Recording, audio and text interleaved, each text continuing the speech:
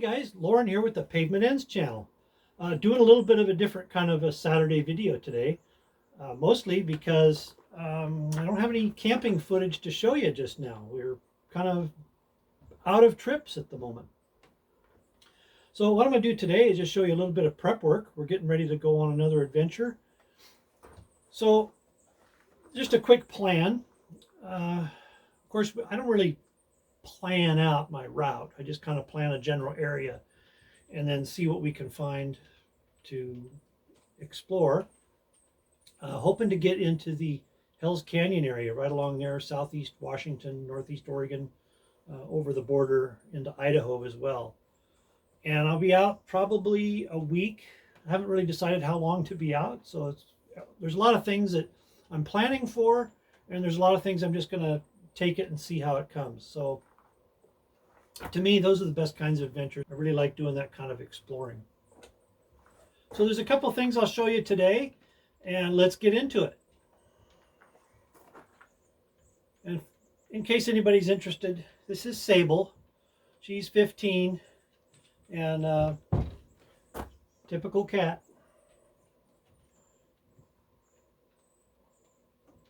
She's not allowed on the counters in the house, but out here it's okay.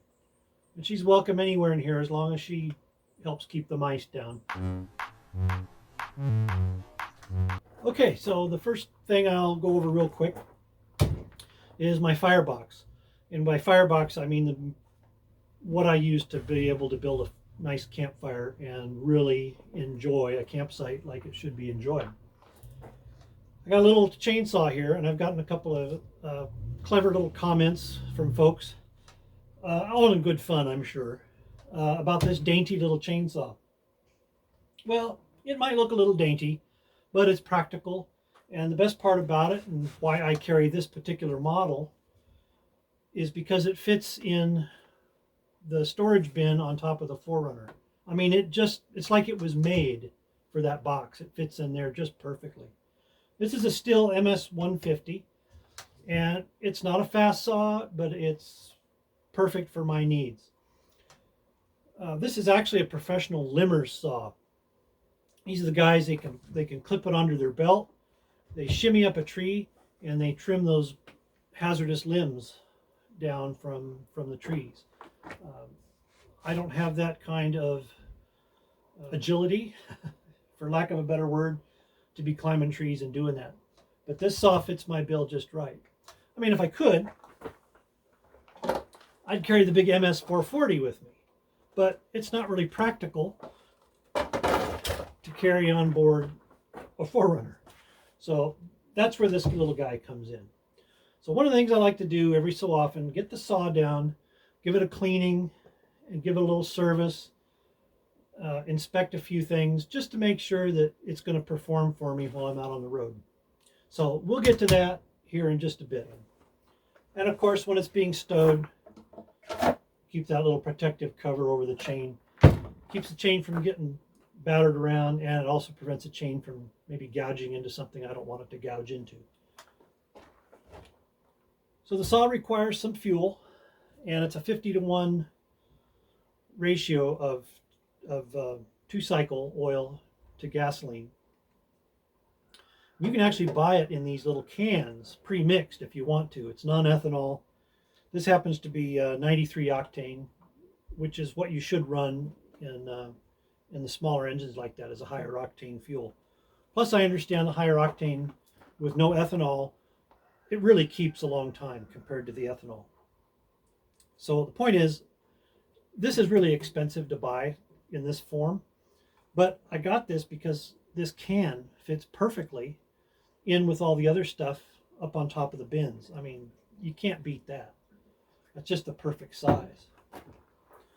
Plus, I carry a little bottle with me of 2-cycle engine oil to mix in with 1 gallon of gas. It says right there, it makes 1 gallon. Also, the bar and chain requires oil to keep lubricated while it's running. So that's a quick lowdown on the saw and why I have this saw. Moving on to the processing the firewood. So when you cut these rounds, sometimes they're not all just little burnable branches. Sometimes you get a little bit bigger piece. Well, you might have seen in the past where I carried this big axe on board and had it strapped to the side of the rig, and it was easy to mount and dismount. And I kind of carried that as an extra, and turns out I never really used it much on the back road adventures because I have a couple other items that I've been using. So I've dismounted this axe from the side of the 4Runner because I wanted a smooth side for an awning. And I'll get into that maybe in a future video, but that's kind of the long and short of that. So the first little tool that I use quite frequently to split the firewood is this little Eastwig Fireside Friend. It's a great little thing, and it acts pretty much like a maul, except it's got a short handle. And it kind of goes well with this chainsaw because I'm not going to be cutting any great big rounds with this little saw. So it works for me. It works for me. And then, of course, a smaller axe. You can see that's got a smaller head on it. And this is used pretty much for kindling and doing the smaller bits of wood. Whereas this thing, it's kind of clumsy for trying to cut small kindling. So I think it's a good idea that when you're going to try to start a fire, that you have multiple techniques available to you. Of course, the most basic thing and easiest thing is a lighter. Now, I like to find these kinds of lighters that give out kind of like a little jet flame, not just a typical barbecue lighter flame. This has more of a little jet power to it, and this works in windy conditions. Another lighter that's similar to it, just a little bit different design. And of course, I got my boxes of matches, which I keep in a couple of different bags.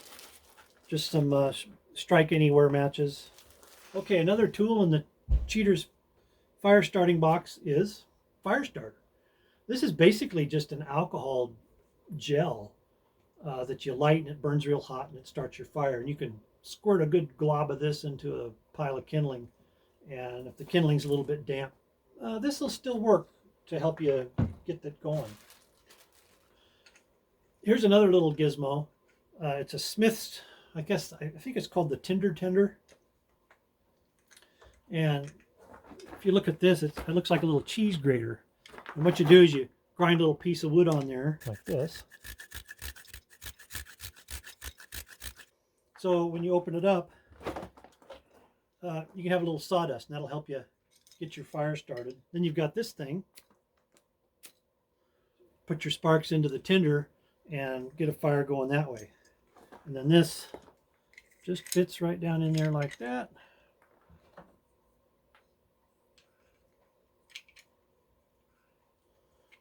Put your cover back on, and it fits in your pocket, backpack, or drawer for that. I've also cheated. I've got some of these little fire starting squares. You break them apart, and it's got some, it's got some wax or something in there that helps it burn.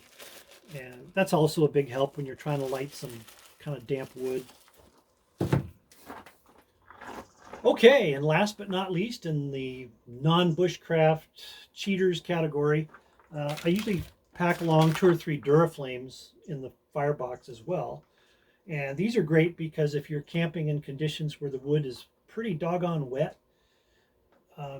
you can dry some of it out with this thing. Burning for 3 or 4 hours, as they claim.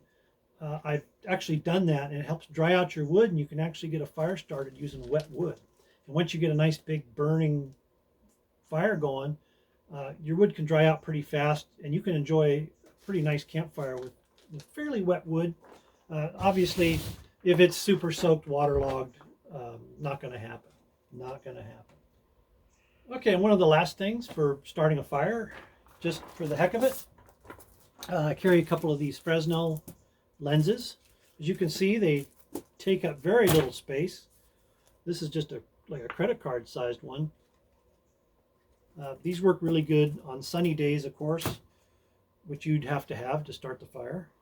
If you're in a cold blizzard or some kind of downpour situation, probably not going to get any sunlight.